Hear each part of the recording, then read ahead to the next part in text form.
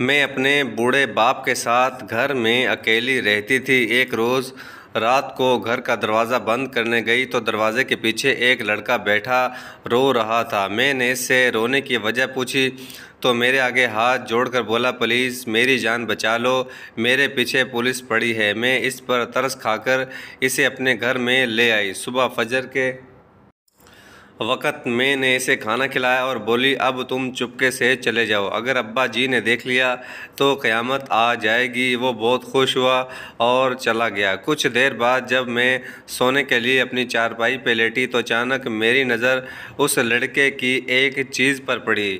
میں نے اسے غور سے دیکھا تو میری آنکھیں پھٹ پڑیں، میری آنکھوں سے آنسو رواں ہو گئے۔ میں خود اپنے ساتھ کیا کر بیٹھی تھی، دل کرتا زمین پھٹے اور اس میں سما جاؤں، کیونکہ میری تو منور، میں تمہیں آخری بار کہہ رہا ہوں کہ اپنے آوارہ دوستوں کو چھوڑ دو، نہیں تو مجھ سے برا کوئی نہیں ہوگا، میں تمہیں اس گھر سے نکال دوں گا۔ ابو منور بھائی پر برس رہے تھے، کیونکہ آج انہیں ایک بزرگ محلے دار نے شکایت کی تھی کہ منور اور اس کے دوست سڑک میں کھڑے ہو کر شرارتیں کر رہے تھے، جس کی وجہ سے شریف لڑکیوں کو کہیں آنے جانے میں پریشانی ہوتی ہے۔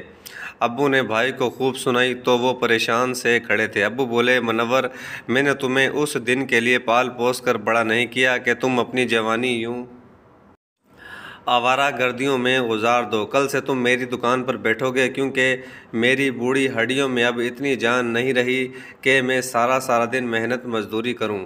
ابو اپنا فیصلہ سنا کر آگے بڑھ گئے تھے۔ منور بھائی مجھ سے عمر میں 4 سال بڑے تھے، مگر میرا احترام ایسے کرتے تھے جیسے میں اس سے عمر میں بڑی ہوں۔ امی کی وفات کے بعد ابو نے ہم دونوں بہن بھائیوں کو پالا تھا، اور جب میں بڑی ہو گئی تو گھر کے کام کاج کی ذمہ داری میں نے لے لی۔ ابو اور منور بھائی میری بے انتہا عزت کرتے تھے۔ بھائی نے جب گلہ کیا تو میں بولی، بھائی ایک بات تو بتائیں، اگر میں نے کہیں باہر جانا ہو اور سڑک پر کچھ لوفر سے لڑکے کھڑے ہنسی مذاق کر رہے ہوں تو کیا آپ کو یہ سب اچھا لگے گا؟ بھائی نے انکار میں سر ہلا دیا تو میں بولی، بھائی پھر ابو کی بات مان لیں اور دکان سنبھال لیں، ابو کی بوڑھی ہڈیوں کو بھی آرام کرنے کا موقع دے دیں۔ بھائی بولے، سمینا تم ٹھیک کہہ رہی ہو، اب سے میں خیال رکھوں گا، کل سے میں ابو کی دکان پر بھی جاؤں گا۔ میں بھی بے انتہا خوش ہو گئی اور گھر کے کام کاج کرنے لگی۔ تب ہی بھائی گھر سے باہر نکل گئے۔ ابھی چند ہی گھنٹے گزرے ہوں گے کہ گلی میں شور اٹھنے لگا اور طرح کی آوازیں آنے لگیں۔ سب سے بری آواز جو میرے کان میں پڑی وہ یہ تھی کہ دیکھو دیکھو، یہ تو مر گیا ہے۔ میرا دل ٹوٹ سا گیا کہ نہ جانے کون مر گیا۔ تب ہی ہمارے دروازے پر دستک ہوئی اور آواز آئی، خواتین پردہ کر لیں، میت آئی ہے۔ میں روتے ہوئے کمرے میں چلی گئی اور بولی، ابو آپ ہمیں چھوڑ کر کیوں چلے گئے؟ اب تو آپ کے آرام کرنے کے دن آئے تھے۔ بھائی نے حامی بھر لی تھی دکان سنبھالنے کی۔ مرد حضرات میت رکھ کر باہر چلے گئے تو میں بھاگ کر اپنے ابو کے دیدار کے لیے آگے بڑھی، مگر مجھ پر قیامت تب ٹوٹی جب میری نظر میت پر پڑی۔ میرے سامنے جوان بھائی کی میت پڑی تھی، جبکہ میں تو سکتے کی حالت میں تھی، سنبھلنے کا موقع ہی نہیں ملا تھا۔ میں سوچ بھی نہیں سکتی تھی کہ میرا پیارا بھائی منور ہمیں یوں چھوڑ کر جا سکتا ہے۔ محلے دار ابو کو بھی سہارا دے کر لے آئے تھے۔ ابو بھی روتے روتے گرتے جاتے تھے۔ کچھ ہی دیر میں منور بھائی کا جنازہ ہمارے گھر سے اٹھ گیا اور وہ ہمیشہ کے لیے ہمیں تنہا چھوڑ کر رخصت ہو گئے۔ ان کے جانے کے بعد ہمارے گھر میں اداسی کا راج ہو گیا۔ ابو مجھ سے چھپ کر سارا دن روتے رہتے اور میں پیاس کاٹ کر روتی رہتی، تاکہ ابو کو علم نہ ہو جائے کہ میں بھی رو رہی ہوں۔ جوان بیٹے کی موت نے ابو کی کمر توڑ کر رکھ دی۔ وہ چند ہی دنوں میں بے انتہا ضعیف ہو چکے تھے۔ ایک دن وہ میرے پاس آ کر بیٹھ گئے اور بولے، سمینا تم جانتی ہو کہ زندگی کتنی بے اعتبار چیز ہے، پلک جھپکتے ہی انسان کی روح نکل جاتی ہے۔ تم دیکھو نا، جمال کے جانے سے میں کتنا بوڑھا ہو گیا ہوں، تمہارے بھائی کا غم میرے دل سے چمٹ گیا ہے۔ مجھے معلوم ہے کہ وہ باپ جس کی جوان اولاد مر گئی ہو وہ زیادہ دیر زندہ نہیں رہتی، اسی لیے میں چاہتا ہوں کہ میں تمہیں رخصت کر دوں، یہ نہ ہو کہ میرے بعد تم تنہا رہ جاؤ۔ میں تمہاری شادی کر دینا چاہتا ہوں۔ میں ابو کے گلے لگ کر رونے لگی اور بولی ابو میں اس مشکل گھڑی میں آپ کو چھوڑ کر کہیں نہیں جاؤں گی، میں آپ کے ساتھ ہی رہوں گی۔ مگر ابو میرے سر پر ہاتھ رکھ کر بولے سمینہ مجھے جس دن تمہارے لیے کوئی مناسب رشتہ مل گیا میں تمہاری شادی کر کے رخصت کر دوں گا، تم خود کو ذہنی طور پر آمادہ کر لو۔ میں بھائی کو یاد کر کے آنسو بہاتی رہ گئی۔ ابو میرے رشتے کی تلاش میں مارے مارے پھرتے تھے مگر اچھا رشتہ ملنا ایک بہت ہی مشکل کام بن چکا تھا۔ لوگ کسی کی مجبوری میں بھی اپنے لالچ کو ہاتھ سے جانے نہیں دیتے تھے۔ رشتے والے سب سے پہلے یہی سوال کرتے کہ اس لڑکی کا جوان بھائی مر گیا ہے، باپ بوڑھا ہے، جہیز میں کیا دے سکیں گے۔ لوگوں کی یہ باتیں سن کر میں خون کے آنسو بہاتی رہتی تھی۔ ایک دن میں نماز پڑھ کر صحن میں ہی بیٹھ گئی۔ ابو تو اب ہر وقت بیمار رہتے تھے، وہ دوا کھا کر گہری نیند سو چکے تھے جبکہ نیند میری آنکھوں سے کوسوں دور تھی۔ میں غمگین سے بیٹھی بھائی کو یاد کرتی جا رہی تھی، پھر اپنے کمرے میں سونے کے لیے چلی گئی مگر سو نہ سکی۔ یوں ہی آدھی رات گزر چکی تھی، اچانک مجھے یاد آیا کہ میں آج گھر کا مرکزی دروازہ بند کرنا بھول گئی تھی۔ میں جلدی سے اٹھی اور دروازہ بند کرنے چلی گئی۔ دروازہ بند کرنے لگی تو ایک لڑکا ہمارے دروازے کے پیچھے بیٹھ کر رو رہا تھا۔ اسے دیکھ کر میں شدید خوفزدہ ہو چکی تھی۔ اس سے پہلے کہ میں اس کو چور سمجھ کر چیختی چلاتی وہ جلدی سے میری جانب بڑھا اور میرے قدموں میں بیٹھ کر میرے آگے ہاتھ جوڑ کر بولا پلیز میری جان بچا لو، میرے پیچھے پولیس پڑی ہے۔ وہ لڑکا میرے بھائی کی ہی عمر کا تھا۔ مجھے ایسا لگا جیسے منور مجھ سے کہہ رہا ہو کہ سمینہ مجھ سے غلطی ہو گئی ہے، پلیز مجھے ابو سے بچا لو۔ میرا دل ایک ہی لمحے کے لیے پگھل گیا اور میں بولی میرے پیچھے چلے آؤ۔ میں نے اس لڑکے کو اپنے کمرے میں پناہ دے دی۔ میں بولی اس کمرے میں تم آرام سے رہ سکتے ہو۔ اتنا کہہ کر میں باہر جانے لگی تو اس نے مجھے پکارا اور بولا میں نے آپ سے کہا کہ میرے پیچھے پولیس لگی ہے۔ آپ کو اتنا تو معلوم ہوگا کہ پولیس کسی اچھے انسان کے پیچھے نہیں لگتی، تو پھر آپ نے مجھ پر اعتبار کیسے کر لیا، مجھے پناہ کیسے دے دی؟ اس کا سوال سن کر میری آنکھیں بھیگ گئی تھی۔ میں بولی میرا ایک بھائی تھا، اس کا نام منور تھا، وہ کوئی غلطی کر لیتا تو مجھ سے یوں ہی مدد مانگتا تھا کہ میں اسے ابو سے بچا لوں۔ تم نے مدد مانگی تو سوچا کہ کیا پتہ اس طرح تمہاری مدد کرنے سے میرے بھائی کی روح کو خوشی ملے گی۔ وہ لڑکا افسردہ ہو گیا اور بولا مجھے آپ کے بھائی کی موت کا سن کر بہت دکھ ہوا۔ میرا نام عثمان ہے، میں کوشش کروں گا جس قدر ممکن ہو سکے میں آپ کی مدد کروں۔ اس کی بات سن کر میں کمرے سے باہر آ کر سو گئی۔ ہمارے گھر میں دو ہی کمرے تھے، ایک میں ابو سو رہے تھے اور دوسرے میں نے اس لڑکے کو پناہ دے دی۔ اب مجھے خود پر حیرت ہو رہی تھی کہ میں نے کیسے ایک انجان آدمی کو اپنے گھر میں رہنے کی جگہ دے دی، اور حیرت کی بات تو یہ تھی کہ مجھے کسی قسم کا خوف بھی محسوس نہیں ہو رہا تھا۔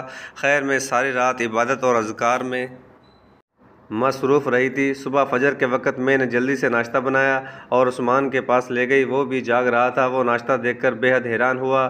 میں بولی اب تم چپکے سے چلے جاؤ، ابو نے دیکھ لیا تو قیامت آ جائے گی۔ اس نے جلدی سے ناشتہ کیا اور میرا شکریہ ادا کرتا ہوا باہر نکل گیا۔ تھوڑی دیر بعد ابو بھی جاگ گئے۔ جب کہ میں عثمان کے بارے میں سوچنے لگی کہ نہ جانے وہ بیچارہ کون تھا اور اس کی کیا مجبوری تھی۔ خیر میں گھر کے کاموں میں مصروف ہو گئی۔ جیسے ہی رات ہوئی مجھے عثمان کا خیال آیا تھا۔ تھوڑی دیر بعد ہی مجھے کسی کے دیوار سے کودنے کی آواز سنائی دی۔ میں جلدی سے باہر نکلی تو سامنے عثمان کھڑا تھا۔ اس نے میرے سامنے پھر سے ہاتھ جوڑ دیے اور بولا آج کی رات بھی مجھے پناہ دے دو۔ میں نے اس آج کی رات بھی اپنے کمرے میں پناہ دے دی۔ جب میں جانے لگی تو وہ بولا آپ کو اپنے بھائی کی یاد آتی ہے؟ میری آنکھوں سے آنسو نکلنے لگے۔ میں بولی بھائی کے بعد سب کچھ اجڑ گیا ہے، باپ بستر سے لگ گیا ہے، دکان بند ہو گئی ہے، گھر میں کھانے کے لالے پڑ گئے ہیں، بھائی نہیں ہے تو ایسا لگتا ہے کہ کچھ بھی نہیں ہے۔ عثمان بولا تم فکر نہ کرو، میں تمہارا ساتھ دوں گا جیسے آپ نے مشکل میں میرا ساتھ دیا ہے۔ آپ کا نام کیا ہے؟ میں نے جواب دیا میرا نام سمینہ ہے۔ اتنا کہہ کر میں وہاں رکی نہیں تھی۔ بھائی کی موت کے بعد سے میں ہر رات خوف زدہ رہا کرتی تھی مگر اب 2 راتوں سے مجھے کوئی ڈر نہیں لگ رہا تھا۔ ایسا لگتا تھا جیسے میرے تحفظ کے لیے بھائی نے کسی کو بھیج دیا ہو۔ میں باہر آ کر لیٹ گئی تھی مگر آج میری آنکھوں کے سامنے بار بار عثمان کا چہرہ آ رہا تھا۔ اس کی آنکھوں میں عجیب سی کشش تھی، اس کا احساس مجھے اچھا لگ رہا تھا۔ صبح فجر سے قبل ہی میں نے اسے ناشتہ کروا کر رخصت کر دیا تھا۔ ابو اٹھے تو چکرا کر گر گئے۔ ان کی حالت بہت خراب ہو چکی تھی۔ ہمیں کسی مضبوط سہارے کی ضرورت تھی۔ میں اللہ سے رو رو کر فریاد کرتی رہی کہ وہ کسی کو ہماری مشکل کشائی کے لیے بھیج دے۔ میں ابو کی پٹیاں کرتی رہی۔ دن کے 10 بجے ہمارے گھر کے گیٹ پہ دستک ہوئی۔ ابو دروازہ کھولنے کے لیے اٹھ بیٹھے۔ میں نے انہیں منع بھی کیا کہ آپ باہر مت جائیں، آپ کی طبیعت ٹھیک نہیں ہے، میں خود ہی دیکھ لیتی ہوں، لیکن ابو باہر نکل گئے۔ تھوڑی دیر بعد جب وہ لوٹے تو ان کے ساتھ عثمان کو دیکھ کر میں تو حیران رہ گئی۔ ابو میری طرف دیکھ کر بولے، سمینہ، یہ لڑکا تمہارے مرحوم بھائی کا دوست ہے، اس کے لیے چائے پانی کا بندوبست کرو۔ میں جلدی سے چائے بنانے کے لیے باہر نکل گئی۔ جب میں لوٹ کے واپس آئی تو ابو عثمان سے سوالات پر سوالات پوچھ رہے تھے۔ ابو بولے، میں نے تو کبھی اپنے بیٹے کے منہ سے تمہارا ذکر نہیں سنا۔ عثمان مسکرا کر بولا، آپ بالکل ٹھیک کہہ رہے ہیں، کیونکہ میں منور دیرینہ ساتھی نہیں تھے۔ 1 ماہ قبل ہی ہماری دوستی ہوئی تھی۔ منور بہت اچھا تھا، ہم مل کر کوئی کام کرنے کا سوچ رہے تھے، پھر اچانک اس کی موت ہو گئی۔ ابو کی آنکھوں میں آنسو آ گئے تھے۔ عثمان بولا، انکل جی، میں بے سہارا ہوں، آپ سر پر ہاتھ رکھ دیں گے تو لگے گا کہ میرا باپ مجھے مل گیا ہے۔ ابو نے عثمان کے سر پر ہاتھ رکھ دیا تھا اور پھر وہ زبردستی انہیں اپنے ساتھ ہسپتال لے گیا تھا۔ ہسپتال سے جب لوٹے تو ابو کی حالت قدرے بہتر ہو چکی تھی۔ عثمان نے اتنے سے وقت میں ابو پر پتہ نہیں کیا جادو کیا کہ ابو نے عثمان کو اپنی دکان کی چابیاں بھی دے دی۔ شام 7 بجے واپس آ کر عثمان ابو کو چابیاں اور حساب کتاب دے کر چلا گیا تھا، اور اس کے جانے کے بعد میرا دل بھی بجھ گیا تھا، کیونکہ مجھے معلوم تھا کہ آج رات وہ نہیں آئے گا، مگر وہ رات کے اسی وقت پر آ گیا۔ میں اسے دیکھ کر بے حد خوش ہوئی تھی۔ میں جلدی سے بولی، عثمان، آپ میرے بھائی کے دوست تھے، مگر آپ نے کبھی تذکرہ نہیں کیا۔ عثمان چند لمحوں کے لیے چپ کر گیا، پھر بولا، نہیں سمینہ، میں منور کا دوست نہیں تھا، میں نے تو اس کا ذکر ہی تمہارے منہ سے سنا تھا۔ دراصل بات یہ ہے کہ میں نے تم سے وعدہ کیا تھا کہ میں تمہارا ساتھ دوں گا، تبھی تمہارے ابو کے پاس آ کر جھوٹ بول دیا۔ عثمان، آج مجھے آپ کے بجائے تم کہہ رہا تھا، اور مجھے اس کا اس طرح سے مخاطب کرنا بہت اچھا لگ رہا تھا۔ میں عثمان سے تھوڑی دیر گفتگو کرنے کے بعد سونے چلی گئی تھی۔ اگلے دن عثمان پھر سے ابو کے پاس آ کر بیٹھ گیا اور ان کی تیمہ داری کرنے لگا۔ سارا دن وہ دکان پر بیٹھا رہا۔ شام میں جب چابی دینے آیا تو ابو نے اسے کھانے پر روک لیا اور حساب کتاب میں سے چند پیسے نکال کر اس کی ہتھیلی پر رکھ دیے تھے۔ ابو بولے، بیٹا، یہ پیسے تم رکھ لو، میں نہیں جانتا کہ تم کہاں سے آتے ہو، تمہاری فرما برداری دیکھ کر جی چاہتا ہے کہ تمہیں اپنے گھر میں رکھ لوں، مگر جوان بیٹی ہے، لوگ طرح طرح کی باتیں بنائیں گے۔ تب عثمان نے ابو سے ایک ایسی بات کہی کہ میں تو چکرا ہی گئی تھی۔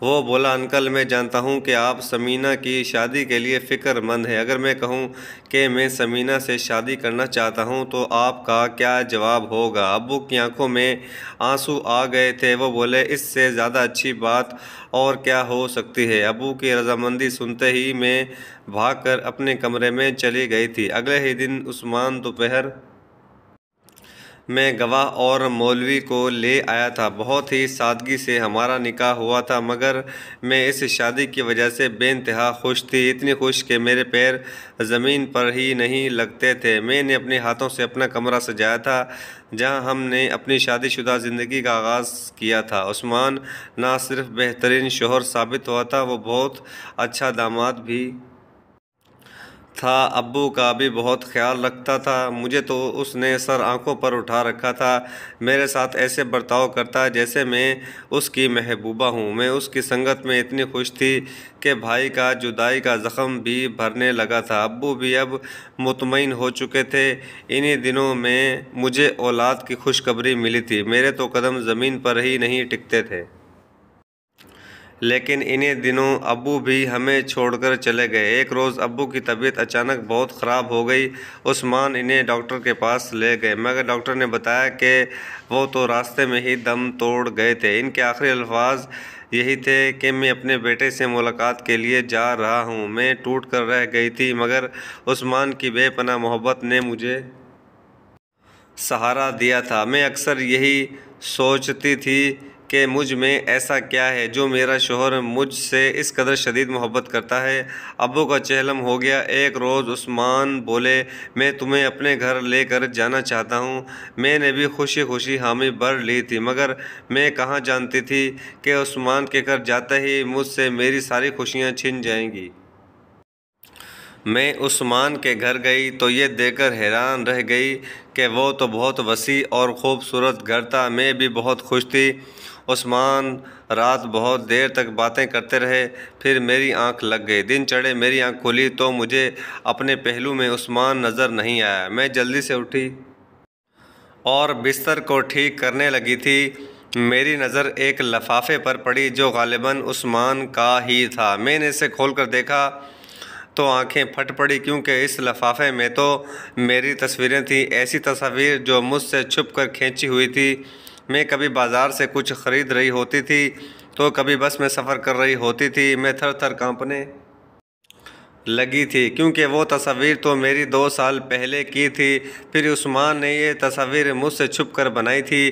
میری سمجھ میں کچھ نہیں آ رہا تھا۔ میں کمرے سے باہر نکلی تو ارد گرد کا جائزہ لینے لگی۔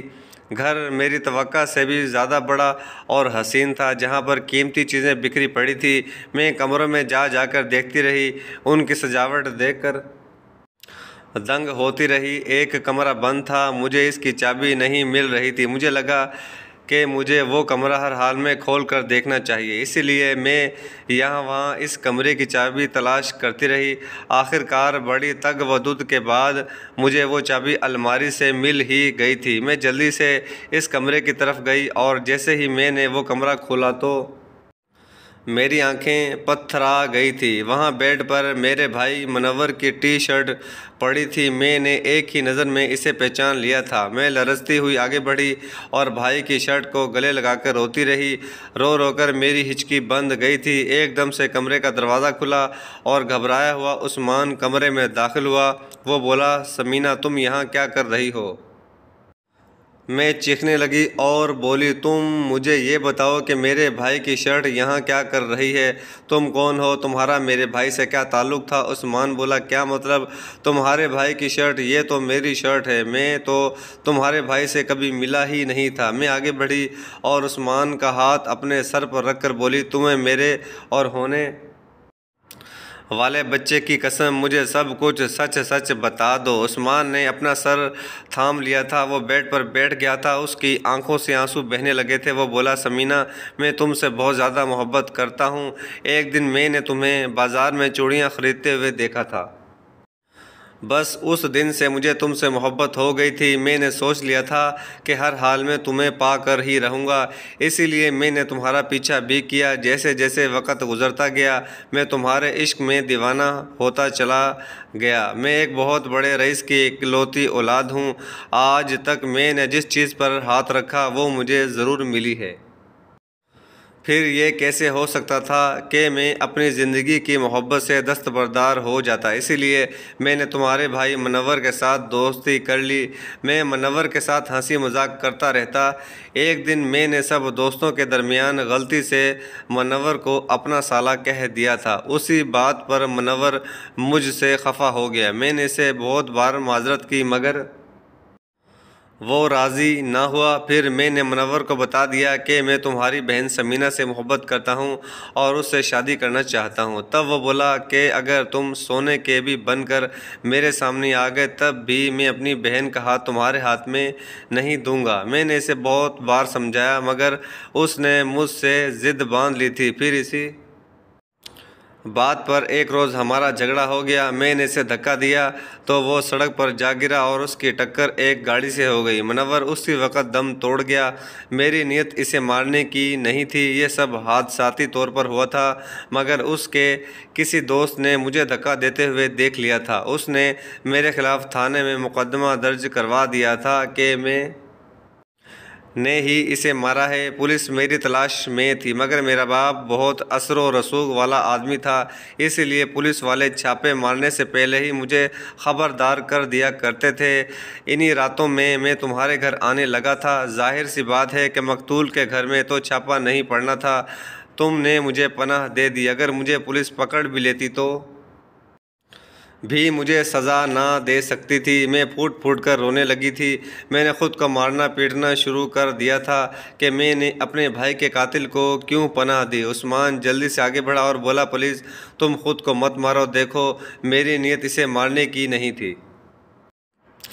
تمہیں کچھ ہو گیا تو میں مر جاؤں گا۔ اب تو اللہ تعالیٰ ہمیں اولاد بھی دینے والا ہے، ثمینہ میں تمہارے بغیر کچھ بھی نہیں ہوں۔ تب میں عثمان سے بولی کہ مجھے کچھ وقت تنہائی میں گزارنا ہے، تم تھوڑی دیر کے لیے کمرے سے باہر نکل جاؤ۔ وہ جانا نہیں چاہتا تھا، اسے ڈر تھا کہ میں خود کو نقصان نہ پہنچا دوں، لیکن میں نے اسے دھکے دے دے کر کمرے سے نکال دیا تھا۔ اب بات یہ تھی کہ میں یہ سب کیسے سہ لیتی۔ میرے بھائی کا قاتل میرا شوہر بن چکا تھا، ایک قاتل میرے بچے کا باپ بننے والا تھا۔ میں چاہتی تھی کہ اسے سخت سے سخت سزا دلوا دوں، مگر اس نے خود ہی بتا دیا تھا کہ پولیس اس کا کچھ بھی نہیں بگاڑ سکتی۔ اسی لیے میں نے ایک بہت ہی سخت فیصلہ کر لیا تھا۔